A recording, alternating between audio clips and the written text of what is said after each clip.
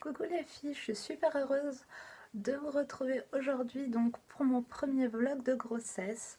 Donc ce sera le vlog du premier mois de grossesse. J'ai prévu de vous faire 9 vlogs donc du premier au 9e mois. Et aussi je vous ferai donc 2-3 vidéos du genre mes indispensables grossesse et aussi sûrement des hauls. Si ça vous intéresse, j'ai acheté pas mal de choses, donc surtout des produits pour bébé et des produits donc pour moi, des produits qui m'ont beaucoup aidé tout au long de cette grossesse. Tout ce qui est contre les brûlures d'estomac, tout ce qui est pour les jambes lourdes, les nausées. Donc voilà, je partagerai avec vous tous les trucs que j'ai trouvés donc pour passer au mieux cette grossesse. Je suis enceinte de 7 mois.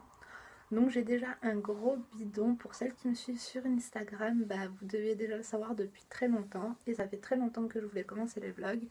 Mais j'avais vraiment pas le temps. Déjà en début de grossesse je travaillais, ensuite la fatigue, ensuite je vous expliquerai plus tard tout ce qui m'est arrivé. C'est pour ça d'ailleurs que je vais séparer tous les mois. Donc il y aura des mois où les vidéos seront plus longues que d'autres. Donc voilà, c'est pour celles qui ne me connaissent pas, donc je m'appelle Linda. Je suis déjà maman d'une petite fille adorable qui a 5 ans. Donc ma première grossesse c'était en 2010, j'ai accouché en 2011. Donc j'ai eu une deuxième grossesse en 2011 ensuite, une grossesse qui n'a pas abouti en fait. Donc j'ai fait une GEU. Donc pour celles qui ne savent pas trop ce que c'est une grossesse extra-utérine. Donc en fait c'est une grosse... ma grossesse en fait ne pouvait pas en fait arriver à terme puisque l'embryon en fait au début se trouve dans l'une des trompes et ensuite il doit descendre dans l'utérus, mais malheureusement moi il n'est pas descendu dans l'utérus.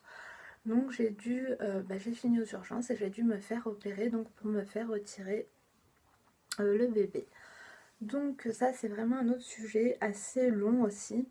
Mais pour celles qui l'ont déjà vécu ou qui ont peur de le vivre, ou pour tout simplement pour les femmes enceintes qui sont curieuses et qui veulent en connaître davantage sur la grossesse extra-utérine, n'hésitez pas à me laisser un petit commentaire et je me ferai un plaisir de vous répondre au mieux et de pourquoi pas vous faire une vidéo spéciale, mon expérience sur ma grossesse extra-utérine.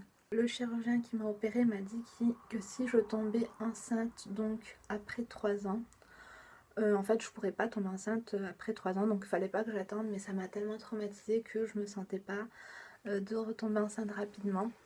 Comme donc j'ai subi donc une ablation d'une trompe et d'une ovaire, donc il me restait plus qu'une seule trompe et qu'un seul ovaire, et donc ma deuxième trompe était super abîmée. Donc c'est une grossesse assez inespérée. C'est pour ça que je suis d'autant plus heureuse voilà, pour l'instant ça se passe plutôt bien. Donc voilà, donc comment il s'est déroulé, il faut savoir que ça faisait déjà 7 mois que j'essayais de tomber enceinte. 7 mois que vraiment, quand je dis essayer de tomber enceinte, c'est vraiment je faisais tout pour l'être, c'est-à-dire je faisais vraiment scrupuleusement attention à mes périodes d'ovulation. J'ai arrêté de fumer, j'ai essayé de m'alimenter beaucoup plus sainement. J'ai arrêté tout ce qui était coca, j'avais pris des mauvaises habitudes à boire énormément de café. Pareil, j'ai essayé de diminuer tout ce qui était caféine.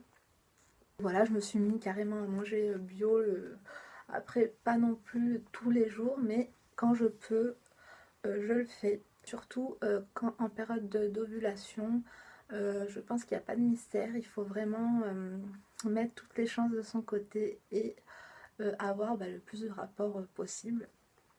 Donc c'est ce que j'ai fait. Malgré tout ça, pendant ces 7 mois, j'ai fait des grossesses nerveuses, c'est-à-dire que tous les mois, j'étais persuadée d'être enceinte. Donc pratiquement tous les mois, je faisais des tests de grossesse qui étaient tous négatifs les uns après les autres. Alors c'était assez saoulant, assez décourageant, on va dire, mais voilà, j'essaie de continuer quand même, d'avoir des bonnes habitudes et de continuer à, voilà, à avoir des rapports réguliers pendant mes périodes d'ovulation, continuer à avoir une hygiène de vie assez saine. jusqu'au jour où c'était au mois d'avril, donc fin avril, j'avais que 2 jours de retard, hein, mais je vais vous dire, je suis vraiment une folle, moi, un jour de retard, ça me suffisait pour faire un test. Donc voilà, je l'ai dit à personne, je suis allée m'acheter mon petit test, il était positif. Donc voilà, j'étais super heureuse. J'ai attendu quand même avant de le dire. Je me suis dit que voilà, je vais pas me faire de faux espoirs. Je commençais carrément à devenir parano, donc je vais chez mon médecin. Et là, je lui dis que voilà, j'ai fait un test de grossesse et qu'il était positif. Il me dit non mais c'est bon, tous les mois on va pas faire une... Il m'a dit ton bras ça va devenir une vraie passoire. On va pas faire tous les mois de prise de sang. Attends un peu attends un peu, attends une semaine ou deux. Et donc je lui dis bah non, je suis là donc autant prendre l'ordonnance. Et donc à ce moment-là j'ai été faire le lendemain, j'ai été faire, c'était un samedi matin, j'ai été faire donc ma prise de sang, j'ai eu les résultats 3 jours après, donc ces 3 jours-là ont été super longs. Donc j'ai été au labo, donc je cherchais ma petite enveloppe avec mes résultats à l'intérieur. Je suis à peine arrivée dans la voiture, j'ai ouvert l'enveloppe sur le parking et là j'ai vu que le taux était, donc le taux d'hormones était assez conséquent, donc voilà, j'étais plutôt contente. Donc après j'ai repris rendez-vous chez mon médecin. Donc il a vu que le taux d'hormones quand même était assez élevé. Mais il y avait tout le temps ce risque-là, donc de refaire une grossesse extra-utérine. Et vous savez qu'aussi pendant les 3 premiers mois, le risque de fausse couche est quand même de 25%. Donc je trouve ça assez énorme et assez décourageant encore une fois. Mais du coup, comme j'avais déjà fait une grossesse extra-utérine, il m'a prescrit donc une échographie donc pour voir s'il y avait bien un embryon ou pas, s'il y avait un... Donc j'ai été faire mon échographie une semaine après. Malheureusement, c'était pas le cas, donc j'ai fait mon écho, il n'y avait pas d'embryon. Il y avait bien un sac. Vous savez, vous voyez un petit sac noir. Mais c'était assez tôt en fait pour voir l'embryon. Il n'y avait pas de rythme cardiaque, il n'y avait rien du tout. Donc du coup, ils m'ont prescrit donc une autre échographie pour la semaine d'après. Entre temps, j'ai fini aux urgences parce que j'avais des douleurs, des saignements et tout ça. Donc à ce moment-là, je l'ai dit à mon mari, donc je lui ai dit que j'étais enceinte. En fait, c'est quand j'ai eu les contractions et tout ça, je lui ai dit écoute, faut que tu m'emmènes aux urgences, je me sens pas bien et tout ça. Donc voilà, la nouvelle a été un peu gâchée par cet événement-là, puisque du coup on était vachement dans le doute, alors on voulait pas se mettre de faux espoirs. Mais donc quand j'étais aux urgences, on a vu qu'il y avait un rythme cardiaque et qu'il y avait bien un embryon. Et puis malgré ces douleurs-là, ils m'ont dit que tout avait l'air de fonctionner pour le moment. Donc on était quand même super heureux. Je ne l'ai pas dit à ma fille tout de suite, j'ai attendu un petit peu parce que je voulais pas pareil lui faire de faux espoirs. Ça faisait très très très longtemps qu'elle attendait d'avoir une petite soeur ou un petit frère. Donc voilà, j'ai attendu. Donc voilà pour mon premier mois, donc tout ce qui était annonce, après les symptômes j'en ai pas eu, c'est vraiment, j'ai pas eu de fatigue, pas eu de nausée, pas eu de tout ça, donc le premier mois franchement nickel.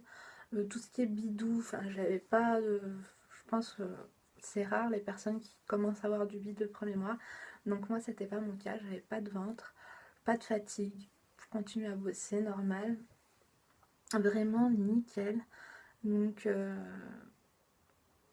premier mois c'est super bien déroulé. Voilà, donc je vous retrouve très vite pour une nouvelle vidéo. Je vais peut-être la filmer juste après si j'ai le temps. Voilà, j'espère que en tout cas ce premier vlog vous a plu. N'hésitez pas à vous abonner si cette série de petits vlogs de grossesse est susceptible de vous intéresser. N'hésitez pas à poser vos questions.